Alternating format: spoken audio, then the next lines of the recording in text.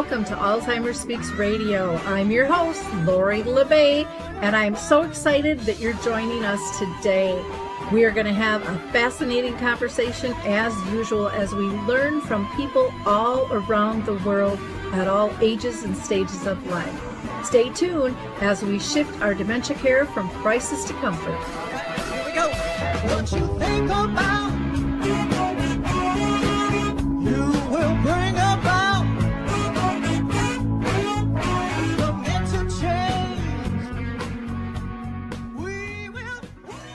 Well, hi, everyone, and welcome to Alzheimer Speaks Radio. I'm Lori LeBay, and I am the host of the show, and I'm thrilled that you can join us today. We are going to be talking about a new line of books that's being launched that's reader-friendly.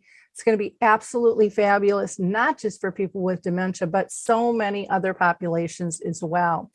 But before I introduce you to our guests, I'm just going to do a couple of shout outs. First is to the Mark Arneson Band, who so graciously lets us use their opening song, Clarion Call, as our opening music. And if you enjoy that, please feel free to download that on any of your favorite music platforms. And for those of you that are new, Alzheimer Speaks is about sound information, not just sound bites. My mom lived with dementia for 30 years, so I get it. And I know how much families need resources, products, and tools. And that is our goal here. In fact, go ahead and go to alzheimerspeaks.com. We just upgraded our site. I have to say myself, it is beautiful. And we have one full page of free educational resources there that you're not going to want to miss. Let me give a shout out also to a couple of support groups that I do. One is Arthur's Memory Cafe. We meet the second and the fourth Wednesday of each month at 1 o'clock Central Time. We do that virtually where anyone is welcome.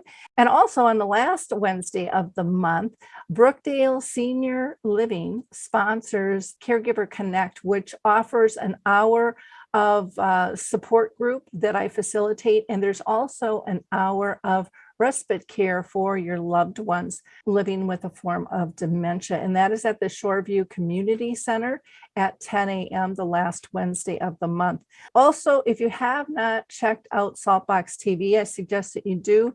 It is the first free online TV service developed specifically for seniors. And there is tons of great information there. And then, of course, if you're still looking for something to do this summer with the family, the Memory Camp at Moon Beach will be open August 15th to the 18th. And that is specifically designed to support people experience mild to moderate dementia and their care partners. It's absolutely a gorgeous setting, and I've heard rave reviews about it.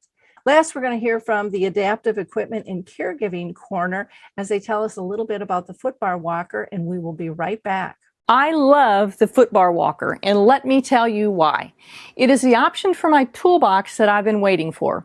Let's be honest, there are some clients who, despite our best rehab efforts, just aren't able to return to performing a sit-to-stand transfer on their own. Now I can offer my caregivers an easier, safer option that doesn't involve hoisting their loved one up from a sitting position. I don't recommend this walker for all of my clients, but I do recommend this walker for those caregivers looking for an easier, safer option with transfers. I would also encourage other therapists to add this walker to their toolbox. It's kind of like having my own mobile parallel bars for the client to pull up on. Whether it's a family caregiver at home helping a loved one with Parkinson's or dementia, CNAs in a long-term care facility assisting their patients, or therapists adapting to client and caregiver specific needs, we now have a very safe and effective option to offer in the footbar walker.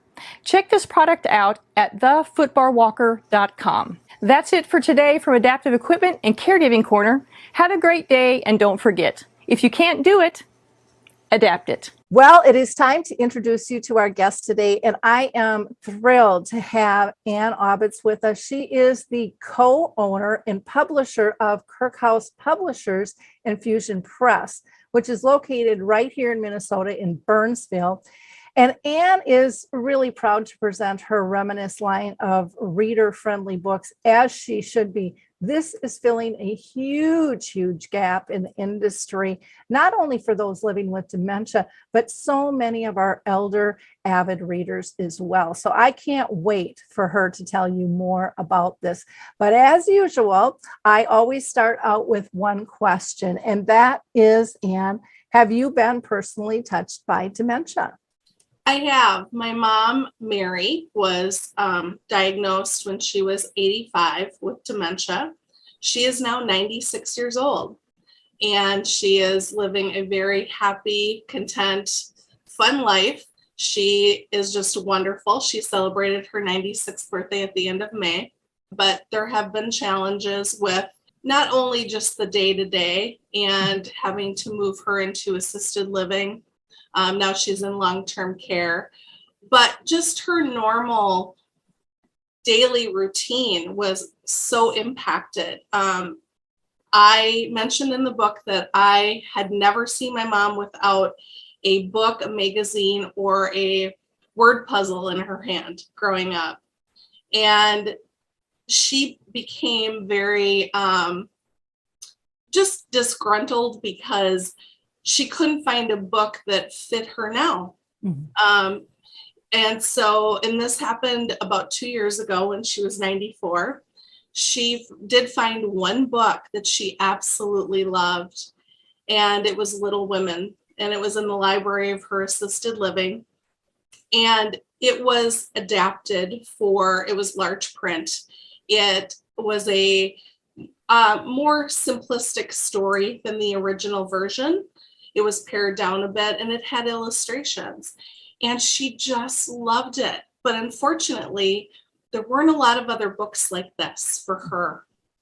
That she would try to find other books, but they were romance. They were smaller. The type was smaller, and she just didn't have that joy of reading that she had with Little Women or prior to, being at this level. Well, your mom's not alone for sure in that. I've heard that all the time. And there are some beautiful reminiscing books out there, like Nana's books. And there are short little quips that people can read. Or a lot of times people will get children's books and bring them. But an adult is looking for something deeper, richer, that gives them more dignity. And I really think your line of books does that so well. So you talked about it being larger print and a simpler storyline. Sometimes people say a storyline is a paragraph. What does your storyline consist of? How long are the stories in a book in and of itself? Well, our stories are 1,500 to 3,000 words. They have a more simplistic storyline, so they'll have 2 or 4 characters, not 100. My mom has the Nana books and loves them, but they have maybe a poem or a paragraph or a line, where our books, which this is the book, this is our first book, and it's Mysteries, have full stories. So just to show you a page, these stories have a beginning, a middle, and an end, which is very important. And at this time, 2 years ago, when my mom was looking, that's what she wanted. She wanted a story.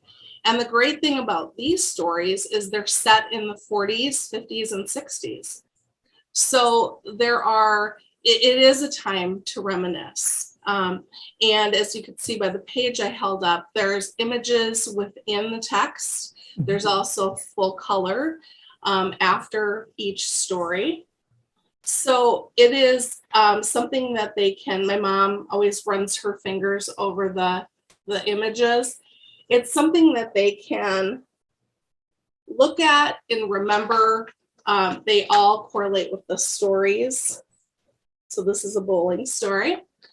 They all correlate with the stories that either came before or after the photos. I love that. And I love the size. So many times people just can't grip things the way they used to. And especially our older adults, they're used to a book. They're not used to a tablet or reading something on a screen. And And even most, I guess, avid readers that I talk to say they love still paging through a book. There's just something about curling up in a chair with a book. And the pictures that you have there, I mean, they really go with the era and stuff too. So those have to bring back just tons and tons of storylines. How many stories are in a book, roughly? So there are 10 stories in a book, each written by a local author. And they're all experts in their genre. So this first book is mysteries. So we have 10 stories written by, I believe, 5 authors in this book. Some wrote more than one, obviously. And then we have the next book will be romance, and then ghost stories, and then sci-fi. Okay. So this will be a whole series. This book is available now. So Reminisce Mysteries is available now, but each book will come out. Romance will come out in August, ghost stories in September, and sci-fi in October. Wow. So that is wonderful. So a lot of times, I have to ask you a couple of questions. I'm always fascinated in how you pick the title and why you really started this. Because I find a lot of times people start thinking, well, I'm just going to do something for my loved one. And then all of a sudden they see a larger need. So first, why don't you tell us about the title and then, how this all got kicked around? Well, the title Reminisce is really, my mom loves memories and her photos, and just now especially, she is about in her, I would say, late 30s, early 40s. She has kids. She loves to talk about the dances in Brenneville. She lived in a small town in Minnesota. She loves to talk about her family and about the things they did, and about especially like cars. She remembers the cars. She remembers what she was wearing. So fashion.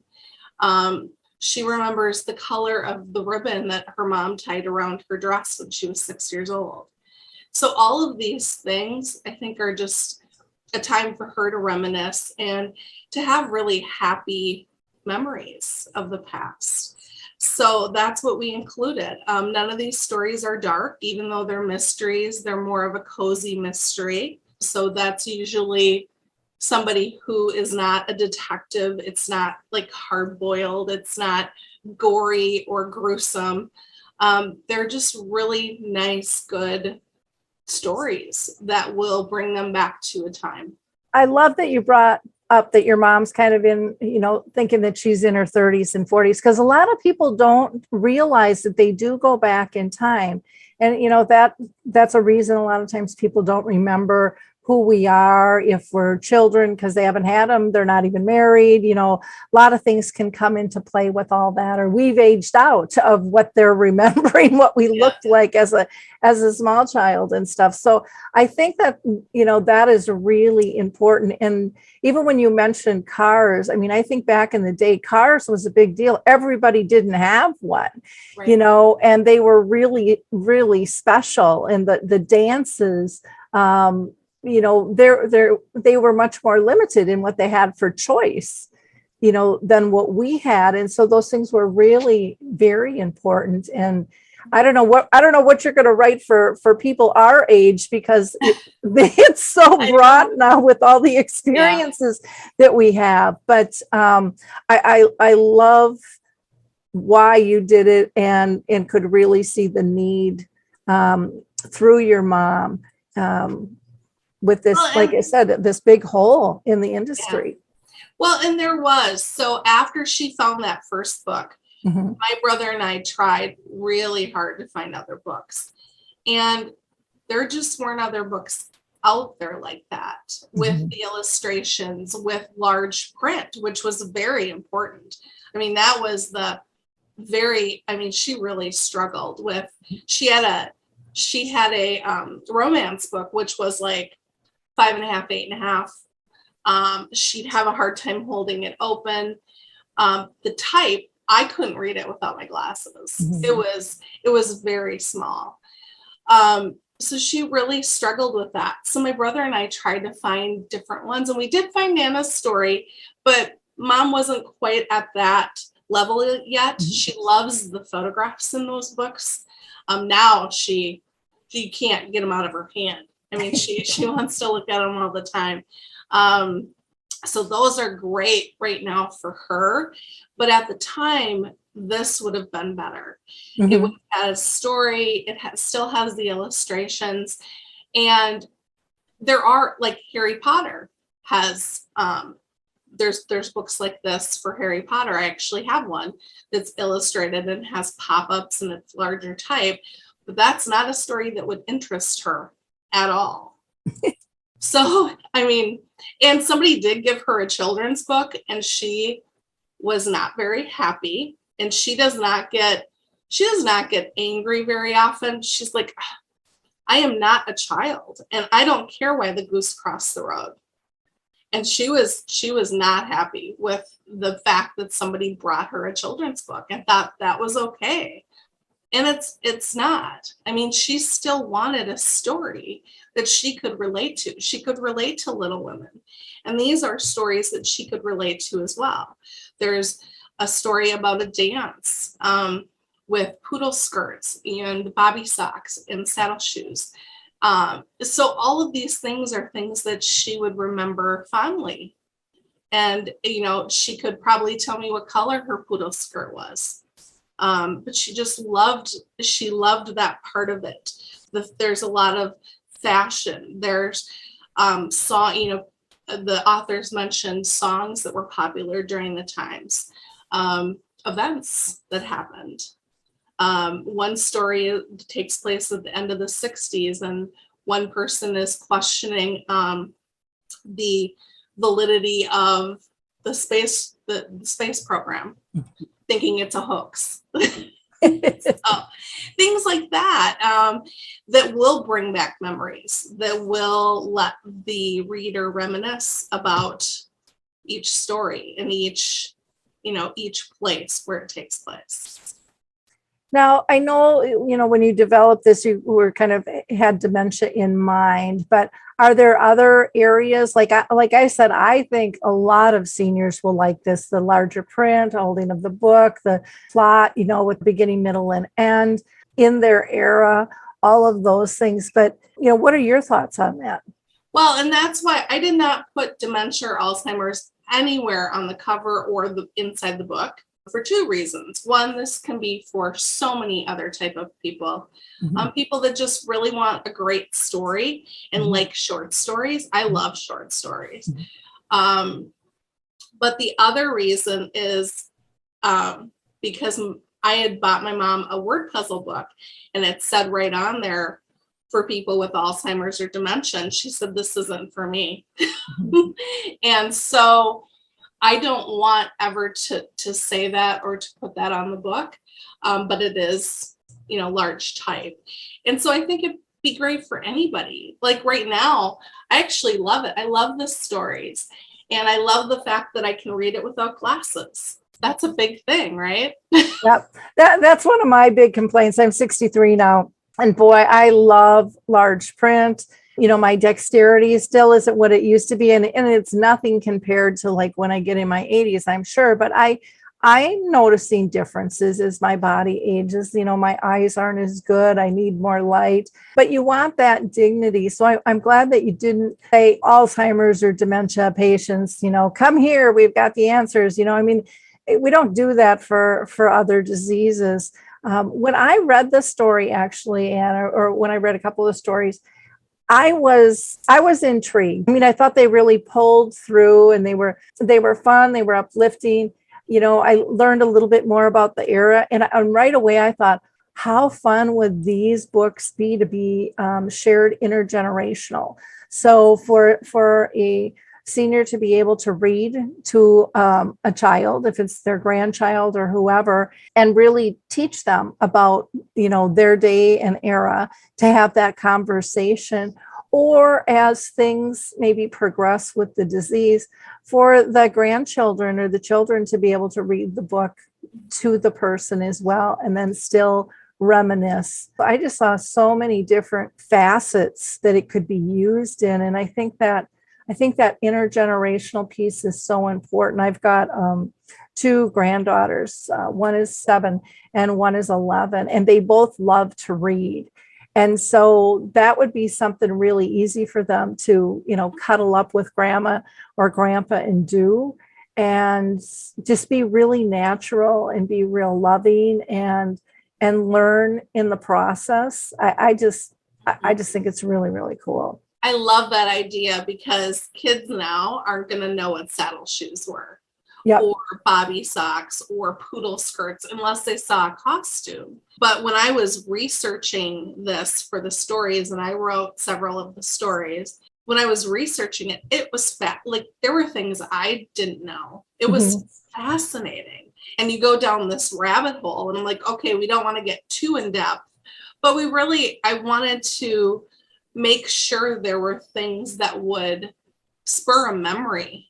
And so like you're saying, with having other people either read it or be with them when they're reading it, to talk about that, to talk about the dances. My mom loves talking about the dances, what they did before and after, where they went to eat.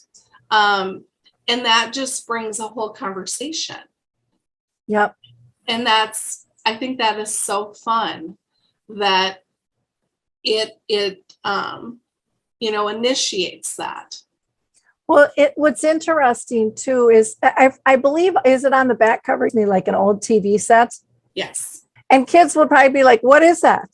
That's a TV, guys. It's not a flat screen. You actually had to get up and turn the knobs. I mean, so many little things like that. Or men would enjoy, just talking about the cars. That was just such a huge piece. I have several different kinds of cars in here because almost every author mentioned a type of car. A Thunderbird, a station wagon. It just, in looking through my mom's old photos, I love how they would put themselves in front of the car when they had people take their photo.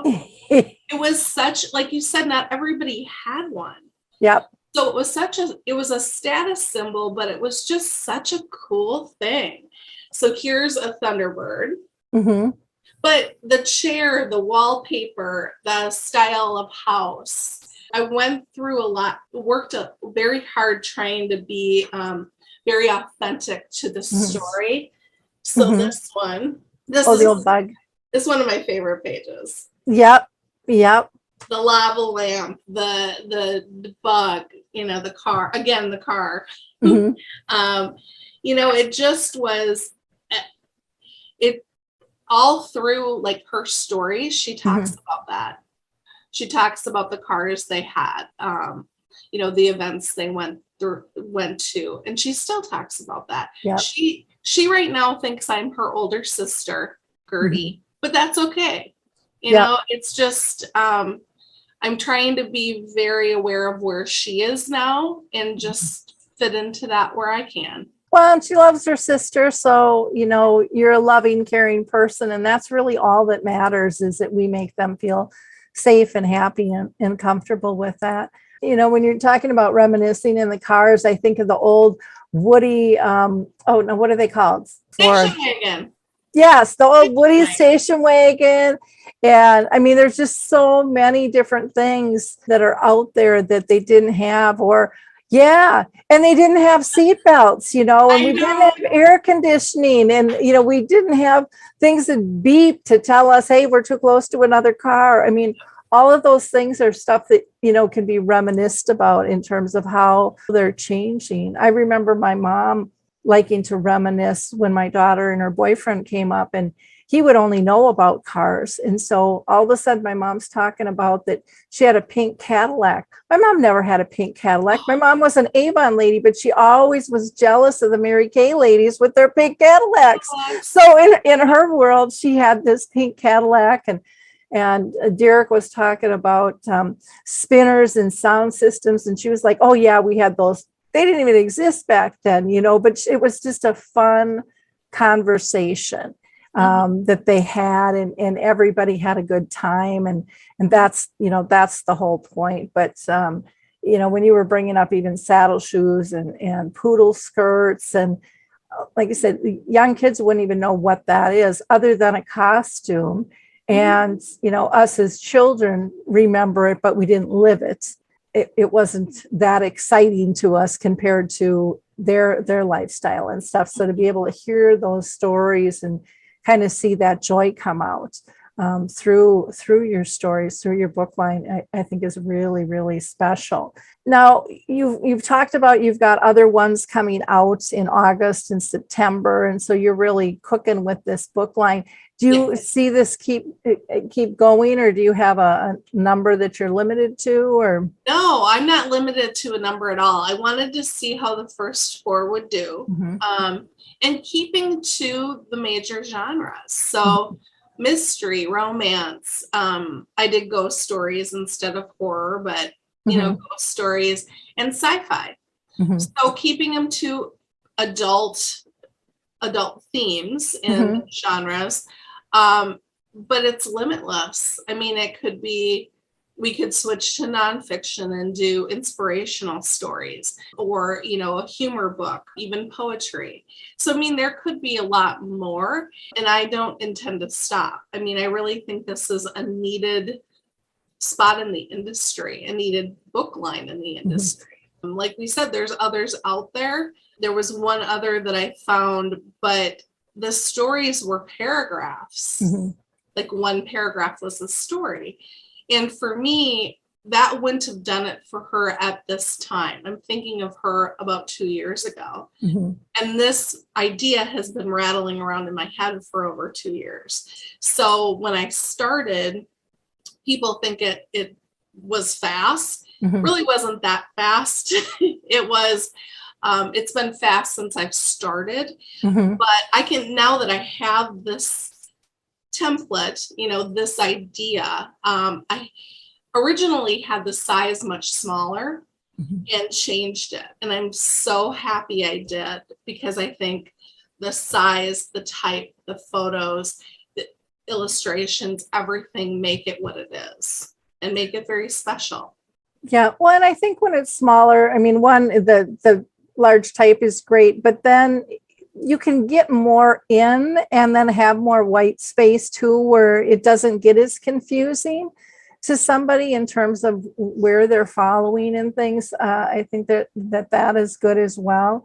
Have you ever considered, I know these ones are for our elders, but we're seeing more and more people, getting diagnosed at a younger age and maybe doing different eras with the books, because I think that's a huge need. We're seeing, more people in their 50s and 60s and even their 30s and 40s now getting diagnosed. And so I think the struggle is there at all levels. And that I think could be really, really interesting as well.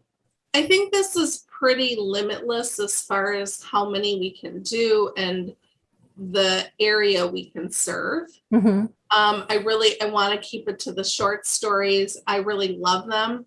And for authors, short stories are actually harder to write, and you wouldn't think so. You would think, oh, writing 80,000 or 100,000 words is more difficult because there's more. But trying to be so concise and really make the story a story, like I said, with the beginning, middle, end, really like tying it up at the end. It's hard for some authors. Some authors just kind of stop when they hit the word count.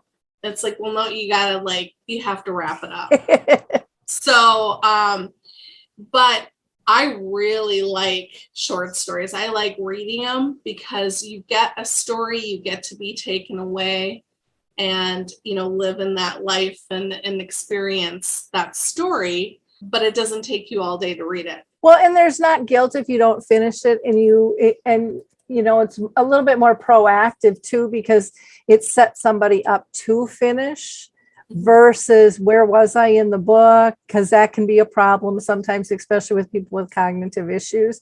So that in itself is helpful, and that completion is always empowering, I think, to everyone, on that. And you mentioned something that not a lot of people think about, which is white space. So the issue I was having with the 5.5, 8.5 format was that there were like 3 words on a line, and it just looked so odd. And, you know, now, as you can see, I mean, there's space, and people's brain needs that. You need that space to like comprehend. The stories are broken up, so when the characters are shifting into a different maybe place or a different day or a different time, there's a break. So it's either an image, an illustration, an icon, something to make that break known that you're moving on to a different scene in the story. Well, and that is one of the, you know, the issues that I hear from people, especially living with dementias. I keep reading the same paragraph over and over, and I still don't really know what it means all the time either. And so they kind of start, and then they're like, I think I read that. And then once that gets in their mind, then they're questioning everything. And again, with the progression, that's going to happen typically. But again, this is minimizing and giving them the dignity while they're, you know, when they're at a different ability level. And I think that that's really, really special. And again, such a need in the industry as a whole. So I think people are going to just really gravitate to these books just because, again, there's nothing like it out there. Thank you. I hope so. I hope people really like them. My mom got frustrated too with, she said, I think I've read the same page 20 times and I keep falling asleep. That's when she was trying to read the smaller romance. And she was just getting so disgusted. And it made me so sad because she always had such a joy of reading and learning. I mean, she had an insatiable knowledge where she wanted that all the time. She wanted to read. So it was sad for me to see her where she couldn't. And people suggested, you know, getting like audiobooks, but she did not like screens where she didn't want to have to do anything. She likes the tangible books. You know, this is what she loves. To hold on to them, to flip the page, to have that feeling, and that feeling of completion that she did something. Well, and it's really important too for people to fulfill their routines. I remember my mom used to be an avid reader, more of the paper, and she did not want to give up that routine. She didn't want to tell anybody anything was different, and so we didn't know. I was ordering the paper for her all the time. And then I came in to see her holding it upside down. And that was when I realized she's not reading, but it's really important for her to have that routine. And so I remember going up to her and just asking her if I could, there was an ad on the back. I said, can I see that? And then I gave it back to her the right way. But that was a big red flag that I wouldn't have known because we don't really know what someone's seen. And when I think of myself trying to read a book with tiny prints, and sometimes it's not even really black ink, so the contrast isn't good. And then I'm really straining and I think, oh my gosh, a person with dementia does not need that added stress of trying to decipher that. And so that's what I love about the large print, and you really have a nice contrast with the bright white and the, you know, print. And we talked about that going to like a lot of people say natural stock is easier on the eyes, but this stock, I mean, for people, it really stands out, like you said. So it's a bright white stock with the black type, and that's I just think it's easier. Just, you know, well, it is on the older eye. I mean, there's studies on that, and contrast is really important. And so they say as we age, our colors aren't as bright. You know, we're not getting as much light in and stuff. So being conscious of that contrast is really, really critical. And you've done a really nice job with that within the book as well. And then, like I said, the color photos, they just pop out of there. They kind of pull you in, but so do the stories. I was really, really impressed with the storylines. I wasn't bored. I was intrigued. And to me, that said a lot that I wanted to keep going. And then I remember with each story, I had a smile on my face. It was just, they all have nice endings to them. And again, like you said, for a mystery, it's not gory, it's not scary, they're not vulgar. There's none of that. They're just a really sweet, intriguing storyline. Thank you. I mean, that was my main goal, is really to get the stories down. And the illustrations and everything else are second to that. But I think that they give a really good delineation between the stories. There's 2 color pages in between each story. And like I said, correlating with the story either before or after. So it's just a nice break for people. And we have authors who have won multiple awards that have worked for Harlequin, Nancy Drew, a lot of other huge brands. And I was lucky to get them to write some short stories for us, and they're going to continue to. So I have a really great pool of writers to choose from, and just with some really great ideas and fun. Like you said, the stories end on a good note. They're happily ever afters. That's what I like. I read every single night before I go to bed, and I credit my mom to my love of reading.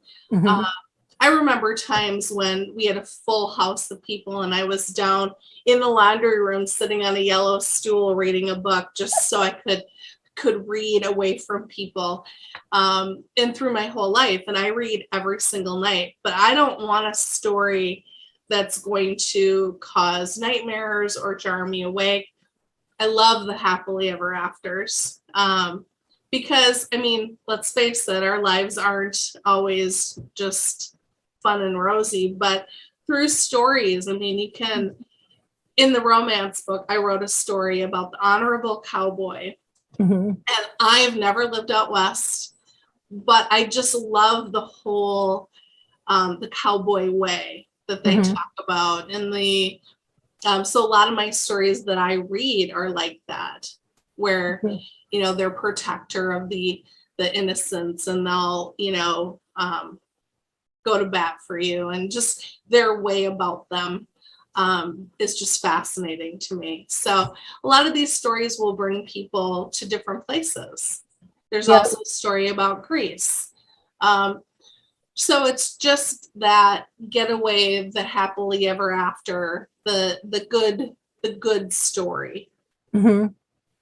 I know when you're talking about good story, I'm thinking, oh gosh, how fun would it be to have like the simple birthday parties with the ring around the rosy that we used to play. I mean, nowadays everything is so these big bashes that everybody has, but just the simple fun, that we had, or the holidays with the big cameras with the bright lights where you couldn't see, and you're searching for your Easter baskets or whatever it might be. I mean, it was just all of those things I think would be really fun for them, but I think it would be great for even their adult children as well as their grandchildren, to teach them how different things were. Or, we used to dress up for church, and we didn't used to work on Sundays. I mean, there's so much in that era that is forgotten. One of my favorites was my great aunt got remarried, and we had a shivaree, and I'll never forget that as long as I live. And a lot of people probably don't know what that is, but it was so much fun. They got married at the house, and we got to pull out all the pots and pans and just bang when they came out the door. And they threw money and treats at us. We scrambled around and stuff, but it was, again, just such a simpler time. And I think we forget that with all our hustle and bustle. So like you said, I think the stories could be absolutely endless. Going for the drive of, are we there yet? 5 minutes after we left, and we didn't have the TVs in our car, or our Nintendos we could plug in, or any of those types of things. I just think of, oh my gosh, what they went through with us compared to how people travel these days and stuff. So yeah, a lot of wonderful, precious times. I wrote down your birthday party idea because I think that's fascinating. And I was thinking about doing a Christmas story Mhm. because our Christmases, I mean, we were excited to get, I remember getting like a can of black olives wrapped, Yeah. because they were my favorite and nobody else liked them. But that was, yes, very simple, but so appreciated. And speaking of travel, do you remember like going on a plane and you'd get dressed, like everyone was so dressed up. And now Now people are being refused to get on the plane because they're so undressed. yeah. You know? And the last time I was on the plane, people were in their like pajamas, like full. Oh yeah. Oh, or they were smoking and drinking back in the day Yeah. too. I mean, Yes. so much has changed. And I don't think there were male, stewards at that time either. I think it was all women. Yeah, lots and lots of things to be able to write and document and reminisce that are good learning lessons for all of us, because we're in such a position nowadays of keeping up with the Joneses or beating the Joneses down and racing above them. It's really kind of gotten to a sad state where they were so community focused, and the PTAs and just the church groups, everybody was out there to better everyone. And very, very different time than what we're living in. I wanted to ask you, Ann, what got you into the publishing business as a whole? So I've always obviously loved books from a very, very young age. And when I was in college, I studied design, but I found myself always at the printing building. I loved seeing a finished piece that you created come off the back end of the press. And so that's what I went into. And I've been in it ever since really the late 80s, early 90s. I graduated in 92, but I've never been out of the printing industry. And we got into books years ago, and we were publishing books for people, more of a self-publishing. So if they had a book already, we would take their files, we would print the books, we'd give them back to them.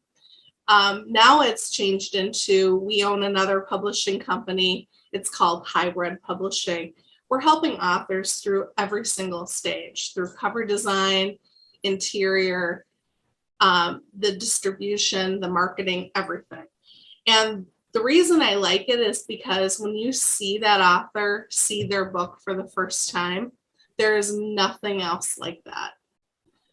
People equate it to giving birth, and it really is. It's a feeling that some people sob uncontrollably, some people scream. I had one woman run around with her hands up in the air. It's just this joy of seeing their dream realized. Not everyone can be an author. It is a job. It is, so it is work. And but it is so rewarding to see that book.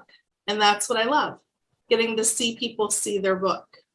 Well, when you said it's like birthing a baby, that's exactly what came to mind, because I have a lot of friends who are authors, and I've been in many books, but I've never written one myself. And they're like, they've arrived, and I mean, it's just the excitement. You cannot not feel excited for them. I mean, it's just it's so cool.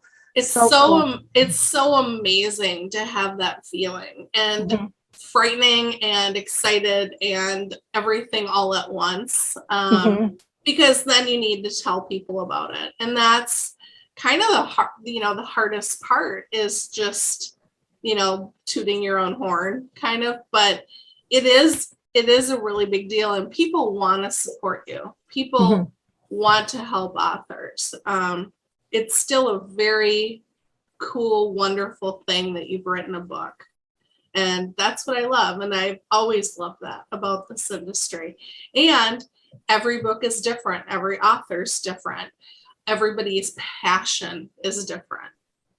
And to see that and to work through that every single day makes it really interesting for me. It's never the same. I never have the same day twice. Oh, I can imagine that. And it is a lot of work. I know I've got a couple books in me, and I kind of write stories and I just put them aside because I know how much time it takes to be able to do that. And one of these days I'll get those out there. But right now I'm working on so many different things, but I think that it's wonderful. And I know of a couple of authors who have worked with you who have just said it's been an incredible experience. And yeah, so Monica Hall worked with you, and I remember going to her website and I was just so impressed with that dandelion.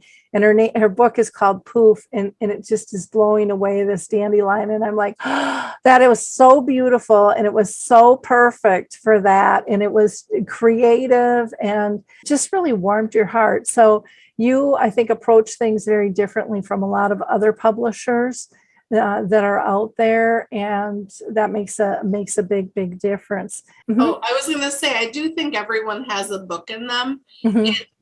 And experiences that obviously only they have, but it's just getting that book out and going through all the steps and, making something like Poof. I mean, it was wonderful. I mean, it is wonderful.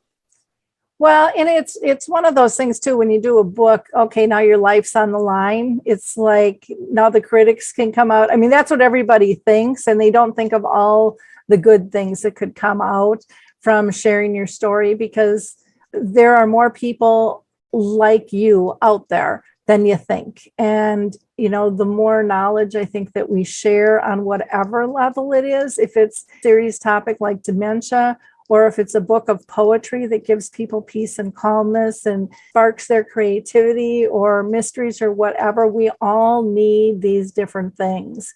And so I think we're our worst critic. We are, and people want to write books to help other people. So if you've written a book and you've helped one other person through what you went through, that's a great goal to have. Exactly.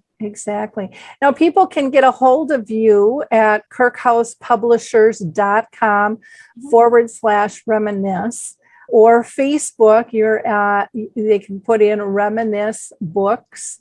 And then you're on Twitter as a handle of Books Reminisce, and Instagram, Reminisce Line Books. And then you're also listed, of course, on LinkedIn under your name. Yes. And so lots of different ways to be able to get a hold of Ann. She's just a joy to work with. And I've really, just our back and forth that we've been doing to coordinate the show and stuff has just been really fun. So I appreciate your time. Is there anything else that we didn't cover that we should have? No, I think that is all. That's a lot. I'm so proud to present this line, and so happy. And thank you so much for all your help. I really appreciate it.